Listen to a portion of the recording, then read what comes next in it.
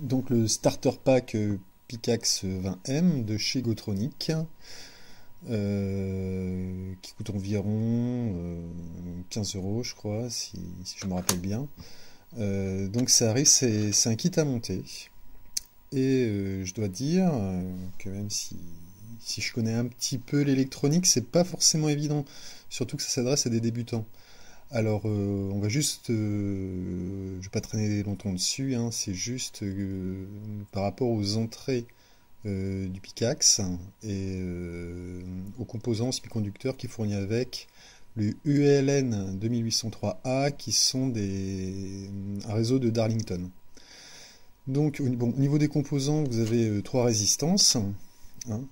Donc les résistances, je ne me rappelle pas si c'est deux de 10 kΩ, une de 22 kΩ. Vous avez deux supports, hein. Donc un pour le semi-conducteur Darlington, le ULN, et l'autre pour le PIC, hein, justement, pour le Pickaxe 20M. Donc avec un condensateur, ça c'est donc la connectique qui vous permettra de le relier au PC via l'USB. Et donc voilà. Alors par contre, il y a quelque chose de particulier, c'est la documentation. Alors là, je dirais, c'est vraiment le mauvais point.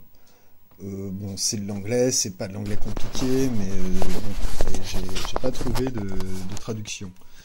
Donc, il vous donne la liste du matériel. Donc, je vous conseille de vérifier parce que moi, c'était un sachet qui pouvait s'ouvrir. Je sais pas comment ils ont fait ça. D'ailleurs, j'ai fait une commande donc, par la boutique où je suis passé, où il m'a manqué même un composant. Donc, vérifiez bien quand même avant de commencer de souder votre carte que vous ayez tout. Donc, il y a les instructions. Bon, en fin de compte, hein, c'est pas bien compliqué. Hein, il suffit de voir. Voilà, c'est sur la sérigraphie, c'est dessiné hein, pour chaque composant. C'est difficile de se tromper.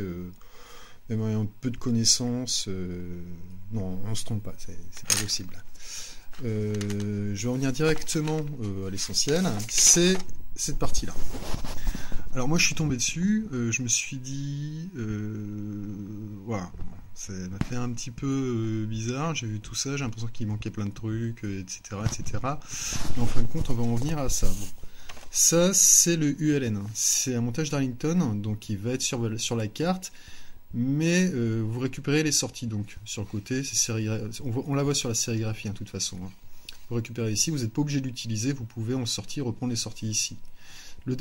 Ce sont des montages Darlington en série. C'est un réseau de Darlington. Ça vous permet de faire des commandes, on va dire, de moteurs à courant continu, de relais, de tout ce qui va être puissance en très basse tension en électronique. Parce que le Pickaxe, lui, ne pourra pas fournir la puissance. Et il n'est pas fait pour ça, d'ailleurs. Le Pickaxe, c'est fait pour traiter de la donnée. Donc voilà, par contre, lui, vous pouvez lui mettre une alimentation indépendante, hein, pas vous mettre sur l'alimentation du Pickaxe, des 3 piles. Il peut avoir une entrée, je crois, j'ai vu, jusqu'à 50 volts et débiter 600 mA. Donc ça peut être un bon composant donc à conserver sur la carte. Et si vous voulez vous repiquer derrière, par exemple, ici, brancher un haut-parleur ou des LED ou autre chose, vous remettez ici, hein, c'est évident. Donc c'est cette partie-là.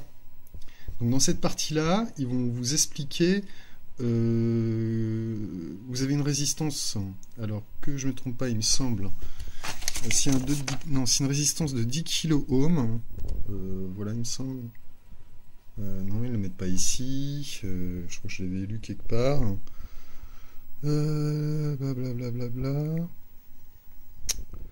super, donc... c'est la résistance de 10 kΩ qui doit être, en fin de compte, vous avez sur la sérigraphie. Ici, vous voyez, RPU et, alors ça fait pas la mise au point là, et RPD juste en dessous. Si vous mettez, alors la résistance, vous faites un seul choix entre les deux. Hein. Vous mettez pas de résistance, une en RPI, une en RPD, hein, sinon ça va pas marcher. Il y a les entrées du Pickaxe qui vont devenir folles. En fin de compte, il faut suivre, vous avez ici votre ligne d'alimentation, la ligne de masse. C'est au choix, donc vous vous mettez en RPD. Qu'est-ce qui se passe? Ici, voyez, le circuit est ouvert. C'est là où on va mettre des interrupteurs. Donc, ligne plus, on regarde par où passe le courant, il descend là. Ah, là, il ne se passe rien. On ferme un interrupteur. Il arrive là. Par exemple, là, on est pour input 0. On est d'accord? Il arrive ici. S'il n'y a aucune résistance, il ne se passe rien. Si vous mettez une résistance ici, et vous avez fermé l'interrupteur, vous regardez la différence de potentiel. On oublie ça, il n'y a rien ici. Vous avez 4,5 V de différence de potentiel. Donc, si vous êtes en RPD, quand l'interrupteur est ouvert, vous avez 0 V. Et 4,5 V quand l'interrupteur est fermé. Ok, donc au repos, 0 V. Si vous enlevez RPD et que vous mettez en RPU, c'est tout l'inverse. Vous avez au repos 4,5 V. Quand l'interrupteur est fermé, vous court-circuitez, regardez, par ici, le montage, et vous avez 0 V. Donc c'est quelque chose qui est bon à savoir. Et ce que vous voyez ici, c'est qu'il ne manque pas des composants. Quand on regarde bien, c'est ça le réseau de résistance. Donc voilà, c'était juste le point par rapport à ce starter pack, surtout que j'ai pas beaucoup vu j'étais étonné de ne pas voir de tutos, de démonstrations sur YouTube. Donc je me suis dit, bon, j'allais faire ça, ça allait peut-être servir à quelqu'un. Donc ils fournissent aussi donc le support à batterie, ainsi que ça, pour vous brancher directement dessus. Donc voilà. Alors il y a juste un détail, quand vous allez travailler dessus, donc vous repiquez, par exemple ici vous mettrez, par exemple si vous voulez les interrupteurs, on est d'accord, c'est ce qu'on a vu tout à l'heure, toute la suite de numéros avec le réseau de résistance qui est ici la sortie du pickaxe. Alors comment se reprendre là-dessus pour aller par exemple sur une breadboard? Alors moi ce que je vais faire, c'est j'utilise ça, en fin de compte. Ces petits picots comme ça que vous plantez sur les cartes, plantez, c'est pas le mot, vous allez souder comme ça sur les cartes, à différents endroits. Comme ça vous pouvez directement vous repiquer avec ce genre de câble. Voilà, bon, c'est un peu le bazar sur ma table, je suis désolé. Et directement aller sur la breadboard. Donc de toute façon sur mon site, je vais faire carrément un montage avec ça. Ça vous le trouvez à 1,50 €, puis c'est indispensable pour beaucoup de choses, pour beaucoup de créations en électronique, par exemple là j'ai fait une télécommande, on va dire, pour tester tous mes montages. Donc avec justement ces picots là, on se repique dessus et tout ça.